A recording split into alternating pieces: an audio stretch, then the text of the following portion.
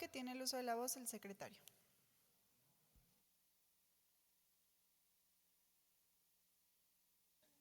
Sí, no. Gracias, con su permiso, diputada presidenta, muchas gracias. El diputado Martín Álvarez, el tema de siempre los impuestos, el efecto del caso de control vehicular que usted está citando, siempre trae digamos, un esquema ahí de situación contra los que cumplen y los que no cumplen. Efectivamente, lo que usted dice ahí, y eso tal vez, perdón la palabra, a lo mejor puede ser una salida cultural de no pago, y me espero que el gobierno saque un gran estímulo o esta parte de reducciones, y se confían, y es lo que hemos tratado de evitar. Sin embargo, en el próximo paquete económico estaremos con la apertura de ver qué estímulos, y en el caso de estos retrasos, pudiésemos hacer para que se regularicen, porque nosotros pues vamos a tener esquemas más complicados, más duros en esta parte de fiscalizar el incumplimiento, porque tiene que ser, si alguien se esfuerza, incluso en el mes de enero tenemos largas filas por todos lados, en bancos, en las propias oficinas recaudadoras, hay gente que está preocupada y está cumpliendo con su estado. Entonces tampoco es justo que esta parte de la población que no cumple, pues no lo esté haciendo. Con respecto de la deuda de corto plazo, esta se ha cumplido en su totalidad. El que queda es la deuda de largo plazo, y es como lo cité, son cerca de 6.700 millones de pesos. ¿Cuándo vence? Vence hasta el 2037. Sí se pudo evitar.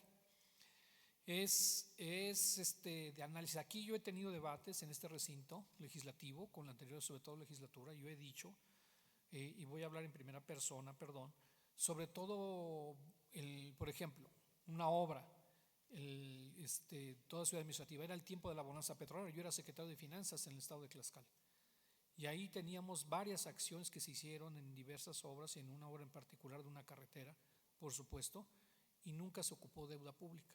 ¿Sí me explico? Y los montos, porque era la bonanza petrolera, era el tiempo de Cantarell y de otras cosas. Las siguientes administraciones, por ejemplo, hay deuda que tenemos de nómina, es la nómina más cara que hemos pagado, yo creo que en el mundo, parte de la deuda que tenemos, de ese saldo que tenemos todavía, hay 3.250 millones que se pagaron para sueldo de maestros. No obstante que la Constitución dice que debe ser para inversión pública productiva. Entonces son detalles, ¿sí me explico?, que yo trato siempre desde el punto de vista político, porque no entiendo además el debate que se da en este recinto, por supuesto.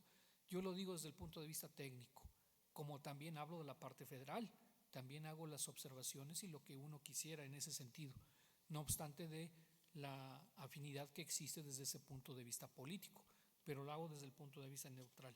Esta parte es lo que yo pudiese comentarle. Diputado Pedro, de cómo recibí con el 1, la calificación 1. El 10 sería exagerar cómo estamos. ¿Por qué? Porque vamos a seguir dependiendo, y va a la otra parte del gasto en educación. ¿Sí me explicó? Esta parte, una de las preguntas que de hecho me hizo la diputada Isadora, si no mal recuerdo, que tiene que ver con el gasto de educación, y de una vez complemento esta parte. Efectivamente, estamos pugnando, todavía hay buena relación. El señor gobernador ha sido el principal gestor ahí con los secretarios, ahora con el actual secretario de Educación, su servidor en la parte financiera, con la Secretaría de Hacienda. Queremos hacer un convenio macro. La federalización, vuelvo a repetir, no se tiene que hacer una atracción como está sucediendo a lo mejor en materia de salud y en otros conceptos, ¿verdad? Pero acá debe ser un paripazo, un convenio que nos permita rescatar esta parte, ¿verdad?, y darnos ya la estabilidad y no la gestión que hasta ahora estamos recibiendo a través del mecanismo U080. Son 2.000 millones que estamos recibiendo, válgase la expresión, que nos permite sanear. Entonces, si esto cambia políticamente las condiciones, por supuesto que va a ser una situación complicada para el Estado. Por eso no pudiésemos darle una calificación ahí en ese sentido de cómo estamos, pero es un tema importante que estamos trabajando en eso para poder atender el tema de educación, y que por supuesto va a ser un gran logro cuando ya esté etiquetado en el propio paquete económico, en el presupuesto de egresos, la asignación no de 2.000, 2.500, 3.000 millones de pesos. ¿Cuánto representa esto? En la nómina total son como 3.400 millones. mensualmente no podemos dar un monto porque varía según las prestaciones. Hay meses que el día del maestro, que el junio, julio, que es pagas por adelantado, ¿sí me explico? Es variable. Lo que sí podemos hablar, que el Estado cerca de 1.300, 1.400 millones de pesos sí paga con sus recursos, y es lo que queremos disminuir. Imagínense, por eso la situación de presión del gasto de la nómina, que también hay que decirlo, que ha sido también por prestaciones que en su momento se fueron dando. No es culpa de los maestros, son situaciones legítimas que en su momento lograron, pero que financieramente pues han golpeado mucho a las finanzas del Estado, por supuesto. El presupuesto del 2025, el paquete económico se presenta hasta el 15 de noviembre, el paquete federal, por ser el cambio del titular de la administración federal. Y en este sentido, los precriterios de política económica que se presentaron el mes de febrero al Congreso de la Unión no son ahora vigentes porque tenemos riesgos, hay riesgos. Por supuesto, se saben las mismas reformas en materia judicial, las reformas constitucionales, faltan las leyes secundarias, el nearshoring está de una otra forma ahorita en un stand-by, válgase la expresión, no podemos esta relocalización de empresas, de inversión cómo vaya a ser, la estabilidad, por supuesto que eso lo tenemos que plasmar en el paquete económico, hay riesgos. De hecho, el cierre de este año lo vemos ya con una situación de estancamiento financiero, un estancamiento en la parte económica que nos va a ocasionar un poquito de cierre del año, va a estar un poco complicado. Lo estamos visualizando, esto es de la información que por supuesto yo tengo, que he venido platicando con la gente de Hacienda, que buscamos que por supuesto actuemos de manera responsable el siguiente año, que nos rescata por supuesto la nueva ley antiquebranto, que en su caso de que haya una situación de contingencia tenemos que estar atentos. Hay riesgos, por supuesto que lo hay.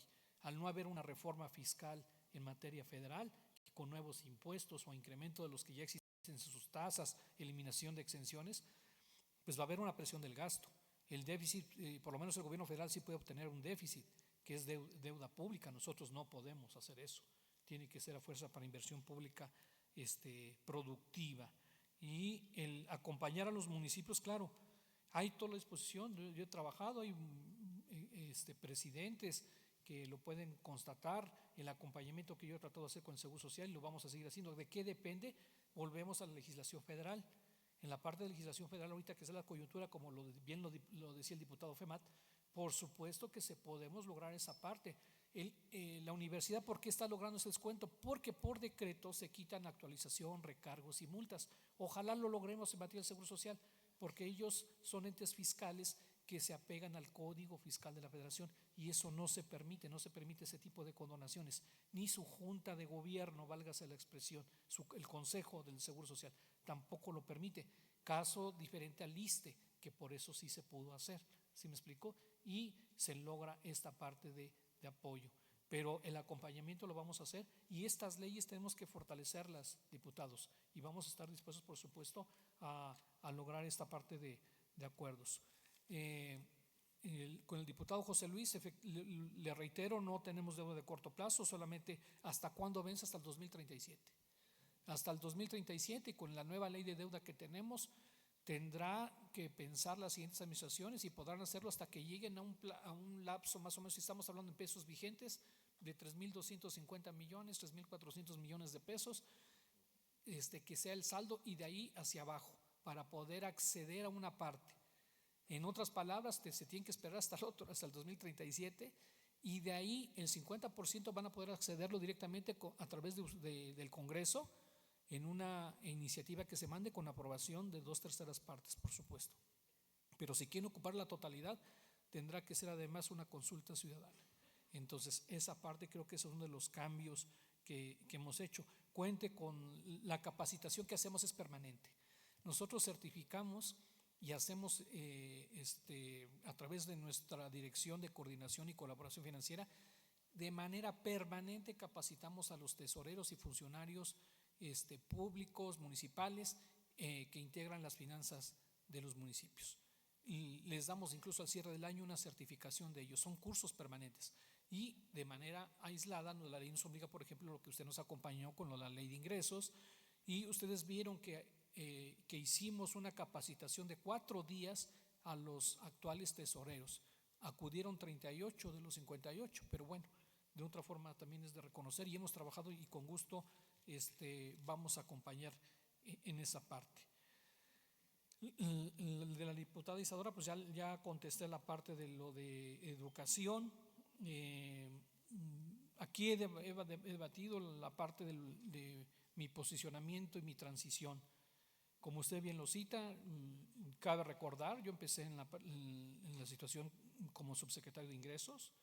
Se lograron ahí las reformas, 9 leyes nuevas, perdón, casi es una rima, pero se lograron, y aquí usted era diputada en ese entonces, el liderazgo aquí del diputado Carlos Peña, que mucho le reconozco, toda esta parte que apoyó para hacer esos gran cambios y que sirvieron de sustento para lo que ahora se está cosechando, claro que sí, además de lo que hemos fortalecido.